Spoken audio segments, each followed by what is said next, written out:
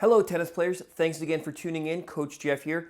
If you're someone that constantly has a late contact point on your ground strokes, in this video we're going to show you the 2 reasons this is happening, and we're going to also show you some ways that you can fix it.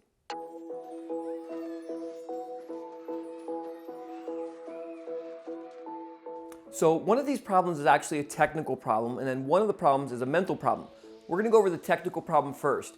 And the truth about being late in this way is that you're not actually late, it's just where your contact point is.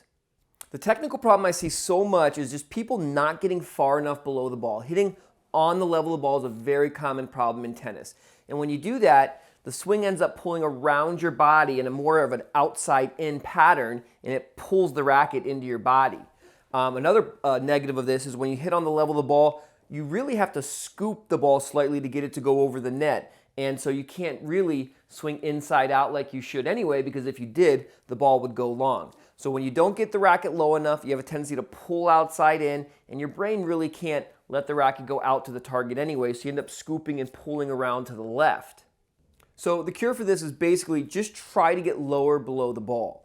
Now, when you do that, you're going to have to learn to use friction to elevate the ball up, not scoop it up. Typically, people that don't get low enough are people who also don't really understand ball striking and how to elevate the ball through friction rather than the angle of the racket face. So I'm going to link a video down in the description, one of the most important videos I have on ground strokes about getting the ball to elevate through friction, not the angle of the racket face.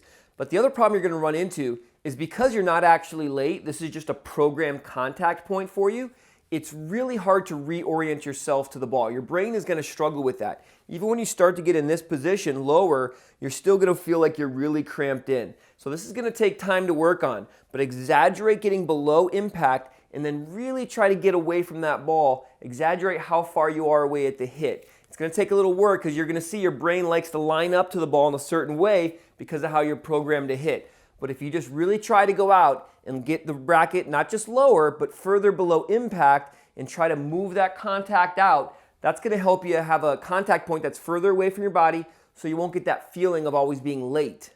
Now, the second problem is really just a mental problem.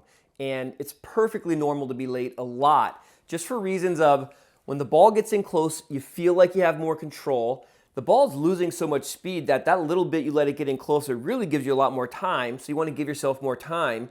And people really just have a tendency to become entrained by the ball. They kind of end up moving with the rhythm of the ball, and then you're always going to end up being late. So the trick is to really just constantly be trying to go and strike the ball with urgency. Just try not to do it. Don't let the ball get in close. Try to go hit the ball when you can, not when you have to. What I tell people to do is try to envision a force field around your body. And you want to try to go hit that ball before the ball enters the force field. The ball enters the force field, it's going to burn up. And you got to go outside and strike the ball outside of the force field.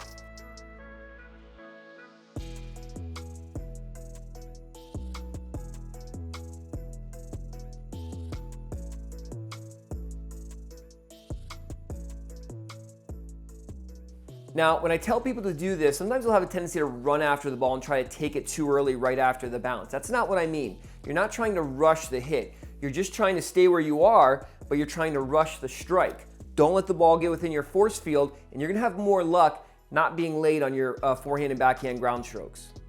So remember, there might be a technical change you need to make that simply moves your natural contact point further away from your body. And that's going to be getting further below impact and increasing your upward angle, and your contact point's naturally going to move further away from your body.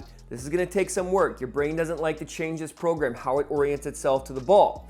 But then the other problem is, remember, just go hit the ball as soon as you can. Don't wait. Don't become entrained with the rhythm of the ball. Don't try to make yourself feel more comfortable by letting it get in close. Imagine your force field and go out and hit it when you can.